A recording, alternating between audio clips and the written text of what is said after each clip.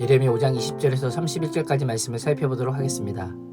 하나님의 지속적인 경고에도 불구하고 계속하여 죄악을 저지른 유다의 타락과 결과에 대해 지적합니다.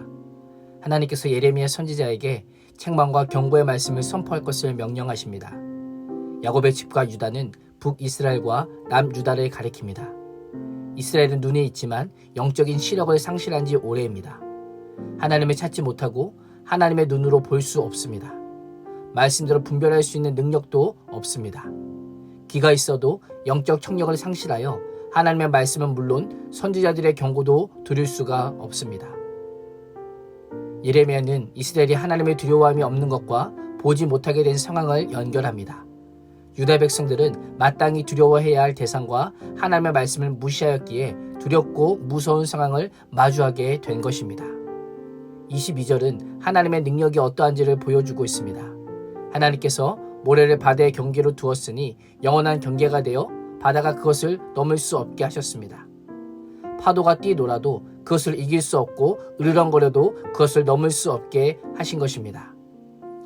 하나님께서는 창조와 자연의 질서를 정하신 분이시지만 이스라엘은 그러한 하나님을 두려워하지 않고 그 한계를 거절하고 거부할 뿐 아니라 범죄하였습니다. 하나님을 배반하고 완고한 마음을 가지고 이미 반항하고 떠나가 버렸습니다. 당시 하나님의 섭리와 은혜를 가장 잘 보여주는 대표적인 자연현상이 농작물의 경작과 파종과 직결되는 이른비와 늦은비입니다. 하나님께서는 그들에게 이른비와 늦은비를 때려 따라 주셨지만 그들은 여호와의 복이라고 생각하지 않았습니다. 형식적이고 외식적인 신앙의 모습은 있지만 그 속에는 진실함과 참됨이 없었던 것입니다. 25절은 이른비와 늦은비를 내리지 않게 한 원인이 이스라엘의 허물과 죄라고 지적합니다. 죄와 허물이 복을 향하는 것을 막을 뿐 아니라 복된 삶으로부터 끊어지게 한 것이다 라고 지적하고 있습니다.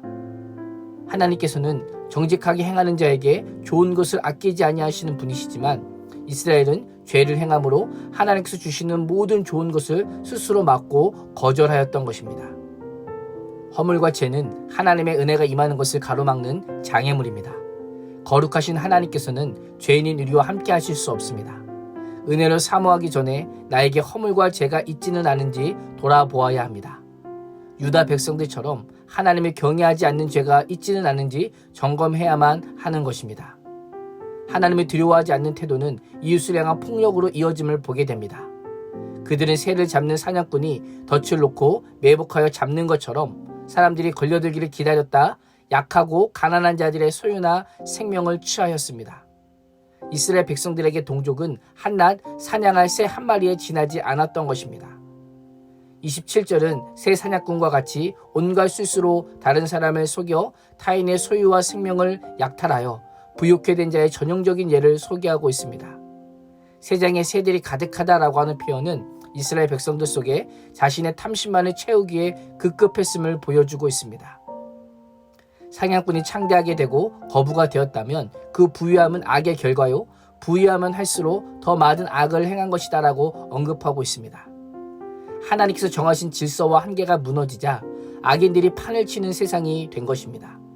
사회적 약자들은 약탈을 당하고 권력자가 곧 법이 되고 음모와 속임수가 상식이 되는 세상이 되어버린 것입니다. 공의의 수호자라고 할 수 있는 법정이 공의와 정의를 상실하고 굽게 합니다. 재판장은 돈과 권력의 하수인이 되어버렸습니다. 부자는 더 쉽게, 더 빨리, 더 큰 부자가 될 수 있었던 것입니다. 예레미야 당시 사회의 모습과 오늘 우리가 사는 시대의 모습이 다르지 않아 보입니다. 세상이 하나님을 두려워하지 않습니다. 믿지 않는 자들에게 하나님은 이미 죽은 자처럼 여겨집니다.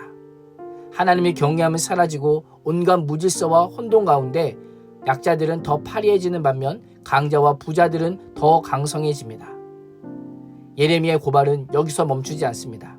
30절과 31절은 종교 지도자인 선지자와 제사장의 죄를 고발합니다. 선지자는 거짓을 예언합니다.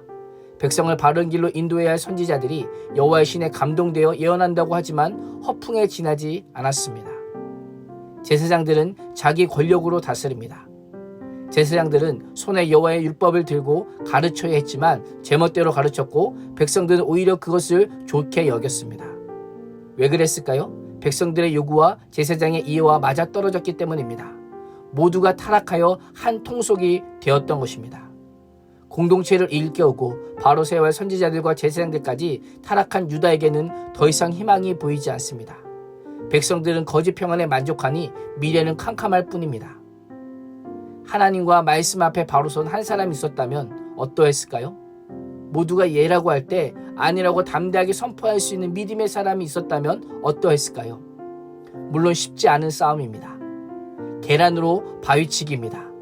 그러나 하나님의 역사는 남은 자들을 통해 계속되고 있습니다. 하나님을 두려워하고 경외하는 자들을 통해 복음은 여기까지, 지금까지 우리에게로 전달되었습니다. 오늘도 영적인 민감성을 잃지 않고 우리의 눈과 귀가 열려서 하나님을 경외할 뿐 아니라 하나님의 뜻을 따라 바르게 행하는 그리스도인이 될 수 있기를 주님의 이름으로 축원합니다. 기도하겠습니다. 하나님, 하나님을 두려워하지 않고 이웃도 돌아보지 않는 유다 백성들의 모습이 우리의 모습은 아닌지 돌아봅니다.